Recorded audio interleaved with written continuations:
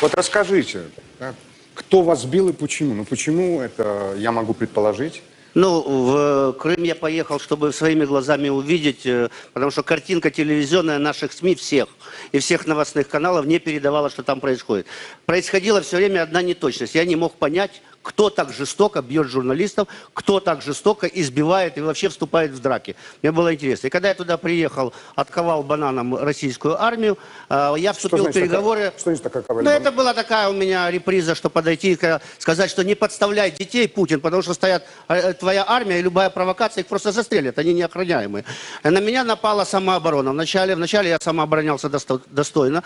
Потом я поехал в центр разговаривать с женщинами, которые там стоят. Удачно с ними начал разговаривать. Мы начали смеяться, потому что я сказал, я русский Балашов, меня называют Бандерой. Какой я вам Бандера? Они начали хохотать, потому что я говорю по-русски очень чисто. Потом меня оттеснила банда бородачей, так называемых кузнецов. Я установил все эти лица, потому что после меня начали избивать больше, потому что мне удалось вывести материал. Я поставил его на своем ютубе. Потом они, значит, меня оттеснили, эти бородачи, но подоспела милиция местная такая низкорослая и увезла меня в участок. Со мной поехала вся самооборона, и там этот бандит Самвел, он руководил всей милицией. Забрали диктофон, все позабирали. Потом они ждали долго, пока напишут протокол. Потом этот армянин, сын армянского народа, сказал, едем ко мне, я тебя сейчас, мы забухаем, будем, в общем, хорошо жить, в общем, будем дружить. И когда мы вышли, он говорит, я тебя отвезу в аэропорт, там выпьем.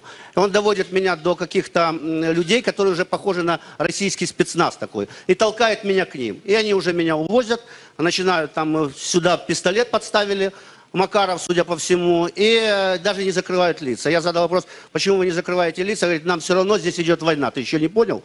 И дальше мы едем, я говорю, так Самвел же вас сдаст, я же потом буду разбираться. Они говорят, должны быть жертвы, это нас не интересует.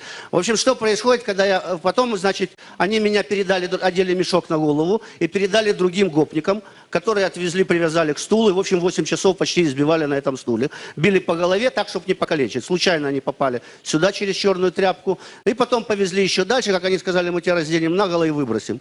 Забрали при этом все деньги, паспорт, ключи от машины. И уже я, когда встал, оказался в Бахчисарае, и там уже пошел на заправку, и уже потом своим ходом выбрался, потому что зашел, говорю, кто отвезет киевского избитого ограбленного миллионера в Киев. Нашлось достаточно много людей, отвезли меня. То есть произошло что? Я понял в Крыму, что там действуют гопники.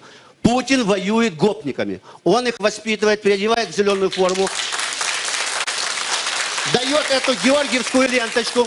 Никакого отношения к георгиевским кавалерам она не имеет. Это настоящие гопники. Они в рабочих перчатках. Их задача избивать всех.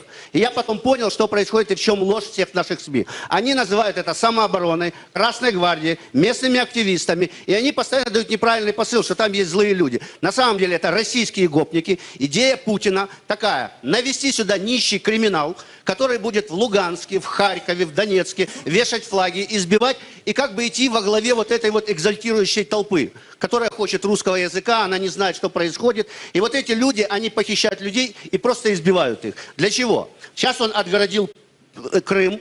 Дальше его задача дестабилизировать во всех городах. Это дело сорвать выборы и фактически влиять на изменения власти в Киеве. Потому что ему нужен партнер по газу. Больше ничего его не интересует. Его интересует газ. Он Кощей Бессмертный, он хочет чахнуть на злате и торговать газом. И вот когда я приехал, я пошел на Майдан, выступил с речью, говорю, что гопников надо отстреливать. Гопников надо похищать и с мешком на голове отвозить в тюрьму сразу. Дальше второй вопрос. Я на Майдане сказал, что надо перекрыть трубу. Этому Кощею Бессмертному надо перерезать трубу. В воскресенье мы в 15:00 на Майдане будем всех собирать. Народ должен отрезать Путину трубу. Единственное, что он боится. Почему? Потому что грохнутся акции на бирже. Разорится вся Россия. Торговать им они не смогут. Мы без газа подождем. Идет война с гопниками, когда вас захватывают, с оккупантами, не торгуют. И вот эти мальчики с парламента, которые говорят договариваться, регионалы, коммунисты, договариваться с Путиным. Гопник ваш Путин. И вы гопники вместе с ним, если вы его поддерживаете. И гопник сидит, который выступал в парламенте, и вы не дали голосов за Национальную гвардию. Потому что так не разговаривают, когда идет война. Там он напустил на нас именно гопников. Поедьте, попробуйте с ними поговорить. Он тебе по роже так съездит, а потом будет в мешке возить. И ты будешь по-другому, рассуждать. А переговаривать с Путиным нечего. Хватит разговаривать. Надо перекрывать трубу нафиг, ставить условия. Выводишь войска, открываем. Не выводишь, разоряйся к чертовой матери, паразит чертов. Игнатий Васильевич, я русский, Путин пошел вон.